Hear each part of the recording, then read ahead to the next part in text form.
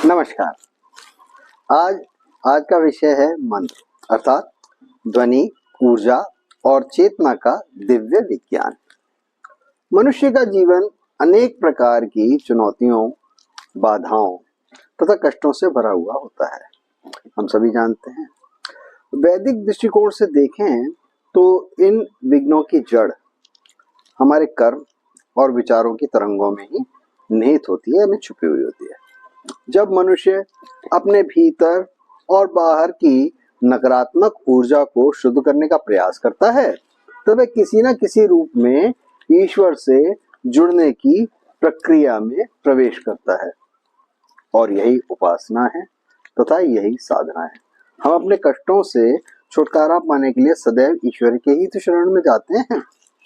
अब इस शरण में जाने का, इस साधना का सबसे महत्वपूर्ण जो बिंदु है, जुड़ाव का माध्यम है, वह है मंत्र।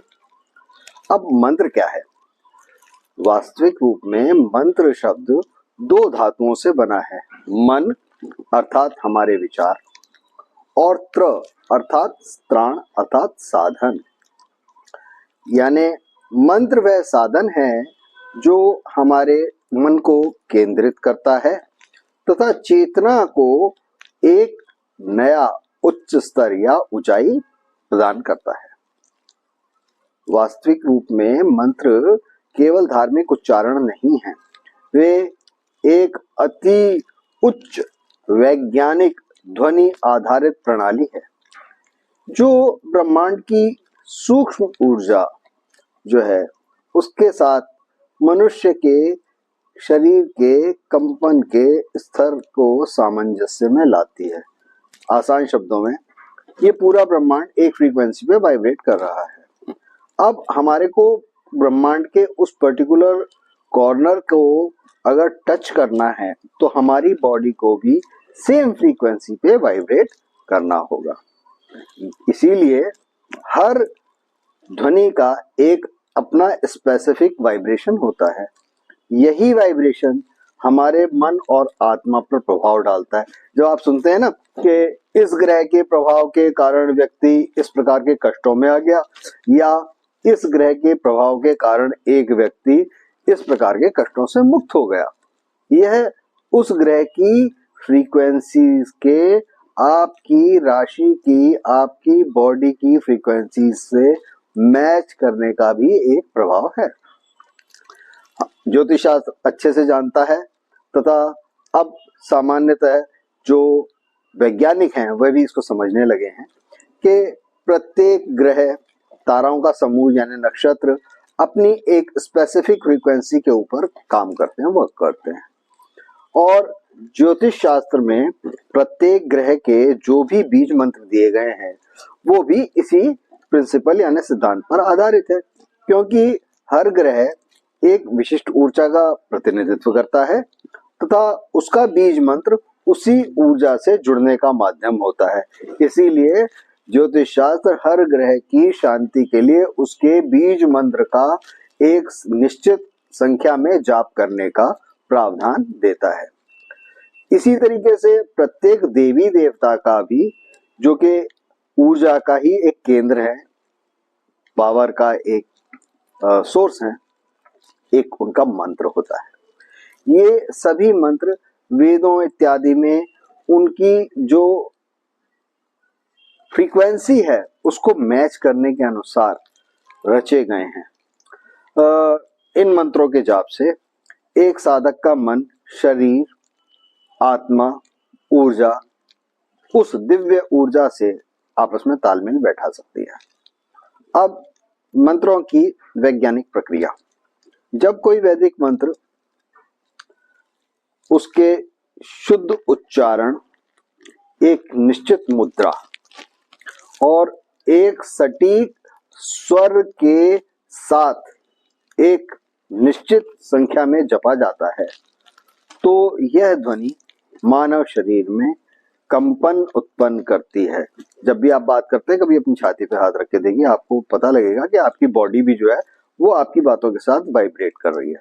इसी तरीके से जब ये कंपन हमारी बॉडी को ये फ्रीक्वेंसी हमारी बॉडी को वाइब्रेट करती है, तो हमारे जितने भी अंदर की तंत्रिकाएं हैं या अंदर के सिस्टम्स हैं, उनके अंदर बहुत ही माइन्यूट यानी सूक्ष्म केमिकल, रासायनिक तथा इलेक्ट्रिकल विद्युतीय परिवर्तन होते हैं। इसके कारण शरीर की जो अपनी ऊर्जा प्रणाली है वो सक्रिय हो जाती है, मन शांत होता है, साधक के भीतर एक नई चेतना का उदय होता है। वास्तव में मंत्र जाप एक प्राचीन वैदिक तकनीक है जो आज के विज्ञान की सीमाओं से कहीं अधिक आगे है। योग मुद्रा और मंत्र का समन्वय, आइए अब मैं आपको ये बताता हूँ। योग अभ्यास की जितनी भी मुद्राएं हैं और मंत्र, ये सभी मिलकर के एक ही ऊर्जा की प्रणाली के तंत्र हैं। योगासन से हमारा शरीर शुद्ध और संतुलित होता है। मुद्राएं ऊर्जा के प्रवाह को नियंत्रित करती हैं और मंत्र उसे दिव्य दिशा देते हैं, यानी ऊर्जा को दिव्य दिशा देते हैं।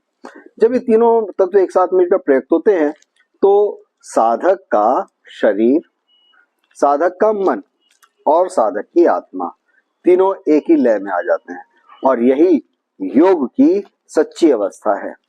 मंत्र की शक्ति और परिणाम इस प्रकार से हैं।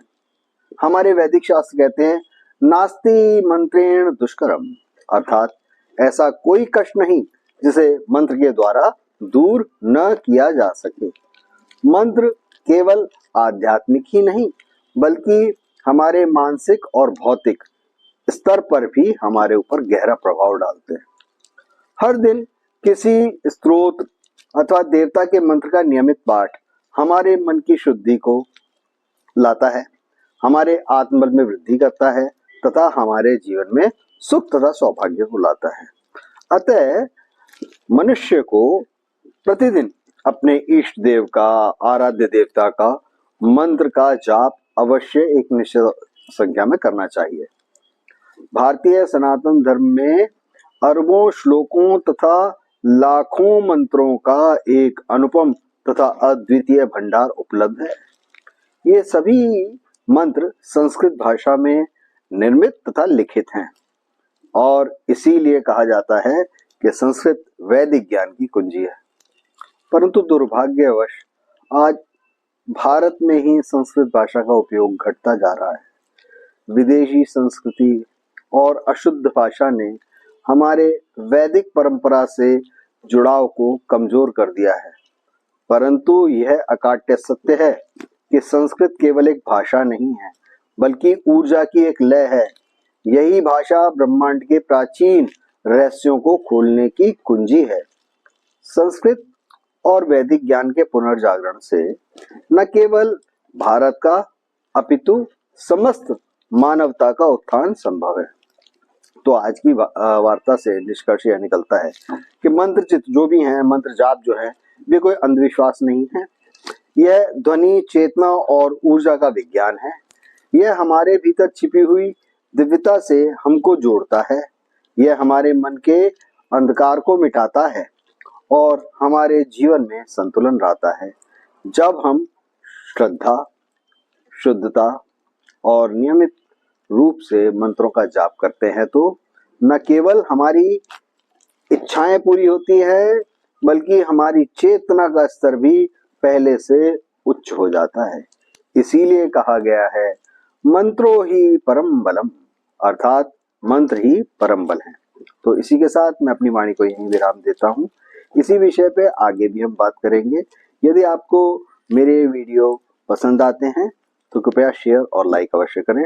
इसी के साथ आपका बहुत बहुत धन्यवाद तथा आभार। नमस्कार।